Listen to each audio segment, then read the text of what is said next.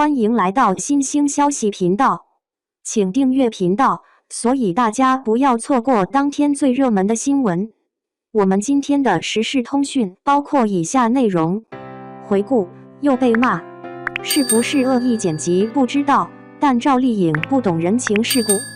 在经历了《中餐厅2》的热度下降和《中餐厅3》的争议之后，芒果台深切体会到，要让平和治愈风格的综艺节目具有较高的讨论度实属不易。为了提升节目的热度，观众的批评似乎是必不可少的。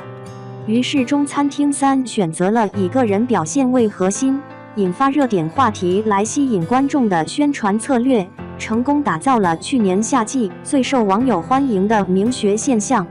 目前来看，据观察，《中餐厅4》似乎采用了与《中餐厅3》类似的宣传方案。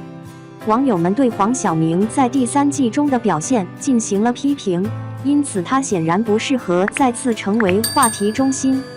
相反的，赵丽颖作为一个具有流量、高国民度且很少参加综艺节目的新成员，无疑成为了最受关注的对象。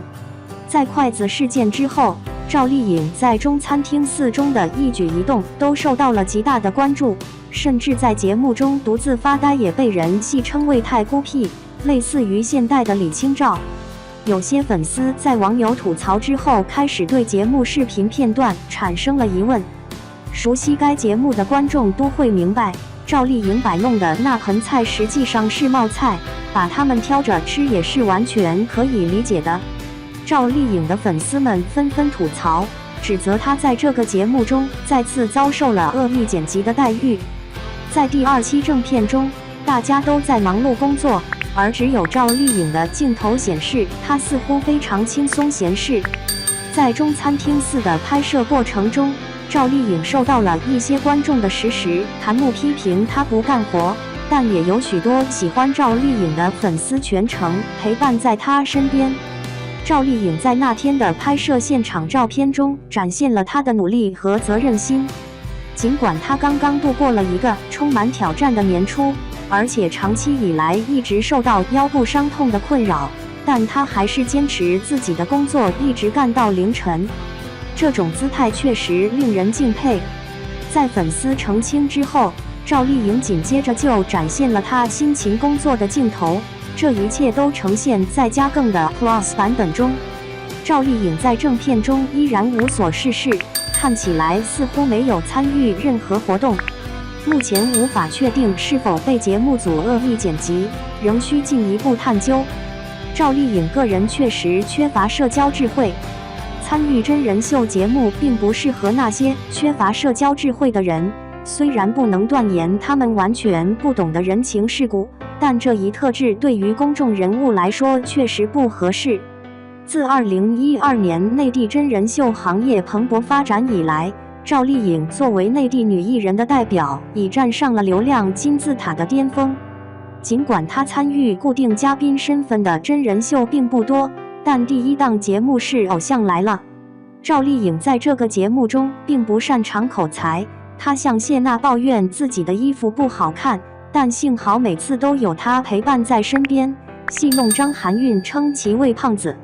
赵丽颖与谢娜、张含韵的私下关系非常亲密，他们之间可以毫无顾忌地进行调侃和吐槽。然而，当这种情况放到节目中时，给人的感觉就不太好了。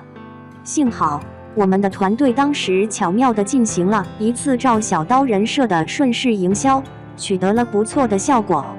虽然这个策略存在一定风险，稍有疏忽就可能被指责为情商低。在《偶像来了》这个节目的结尾，策划组安排了一个让嘉宾们互相赠送礼物的环节。其他女艺人准备的礼物，或者是用心准备的，或者是贵重的，或者是具有极具民族特色的，或者是纯手工制作的，富有创意。赵丽颖是唯一一个准备了周边玩具糖宝作为礼物的人，那是当年花千骨的特别商品，价格大约在10几到几十块之间。赵丽颖之所以选择了这份礼物，是因为当时花千骨刚刚开始播放，而在剧中，小骨的吉祥物就是糖宝。他觉得这个吉祥物非常喜庆，希望能够给收到礼物的人带来好运气。娜扎是抽到了这个礼物，原因是这个玩具糖宝不仅能发光，还会叫娘亲。当娜扎打开盒子时，她没有做好心理准备，导致她的表情控制失去了控制。而宁静站在一旁笑着说：“幸好我没有抽到这个，否则我可能会被吓个半死。”最近，网友又将这个片段挖掘出来，并且对赵丽颖的行为进行了不懂礼节的批评。一名网友巧妙总结道：“如果发生在普通人身上，就像是与工作了一段时间的同事分开时，他送给我一个他旅行时拿到的免费钥匙扣，并告诉我这是他的护身符，会带来好运。仅仅想到这一点就让我感到窒息。”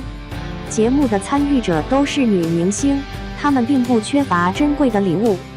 然而，在录制节目时，拿到公开展示的礼物还是要有一定的观赏性。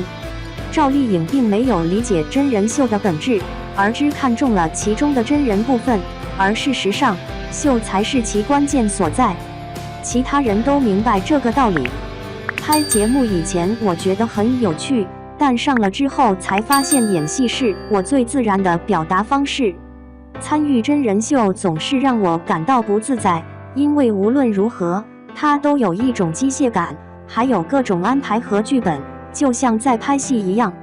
赵丽颖身旁的人当时是郑恺，他在演艺圈中经历了多年的努力和奋斗，最终通过真人秀节目一夜成名。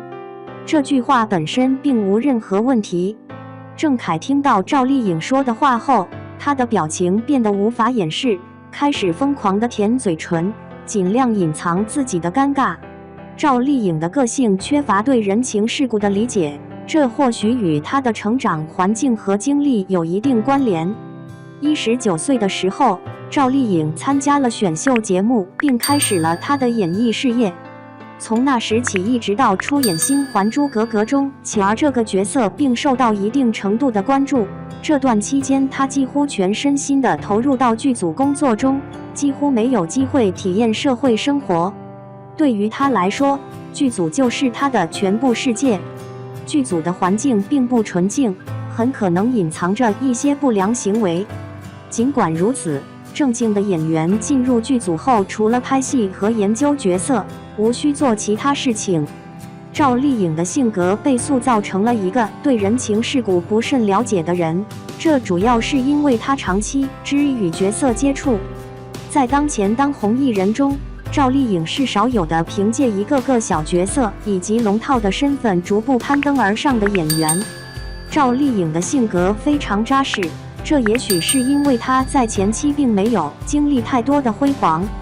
她在做事情时展现出了彻底的态度。通过观察中餐厅4，可以看出赵丽颖是那种一旦被交付任务，她就会承受巨大压力，变得焦虑不安，完全无法享受娱乐。赵丽颖在中餐厅4中的另一个黑点是将认真负责的工作风格和不懂人情世故的性格融合在一起，表现出黑脸和不合群的特点。第1期中餐厅4的录制已经结束，第2天就要正式开业了。然而，在前一晚，餐厅菜单尚未最终确定。然而，黄晓明认为在上船的第1天，应该先款待船长和工作人员，以示尊敬。赵丽颖非常焦虑，因为还有一些安排的事情没有完成。她在整个用餐过程中脸色都非常难看，后来甚至没有吃完饭就直接起身离开了。在最新一期节目录制结束后，全体餐厅员工一致决定共同外出游玩，而赵丽颖再次选择与团队保持距离。我选择留在餐厅，负责整理菜单并核算账本。其实，这种工作风格并没有什么不好之处，因为她注重细节，严谨认真，表现出责任心，同时也具备了做事有条理和规划的特点。然而，赵丽颖面临的难题是她缺乏与这几位还不太熟悉的同事相处的技巧，导致她发现问题后只能默默的内心焦虑，而不敢开口说出来。赵丽颖已经多次因为她那种明白问题存在，但却不知道如何妥善解决的性格而受到指责。赵丽颖在早期遭受了最严重的抹黑，其中一个黑点是她在节目上打断了袁姗姗和陈晓的对话。从那期节目中可以明显观察到，袁姗姗和陈晓对话时的态度和语气有些含蓄而微妙。陈晓根据节目组的任务要求，给他的好友袁姗姗打了个电话，询问他是否在横店，并表示自己也在这里。他告诉他自己现在在镇上的一家咖啡厅，询问他是否有时间出来见面，因为确实有些事情需要交流。袁姗姗突然打破沉默，说了一句让人哭笑不得的话：“你最近是否变得更加英俊了？”陈晓怔了一下，接着带着笑容说道：“看起来更有魅力了，我觉得很帅。”袁姗姗笑着回答道：“不行啊，我不能见你，我担心你会变得非常迷人，如果见到你，我可能会爱上你。”嘉宾和主持人听完这番话后，都感到惊讶不已。就在这时，赵丽颖突然插嘴说道：“姗姗，我是丽颖。”袁姗姗这才意识到电话的接收方不仅仅有陈晓一个人。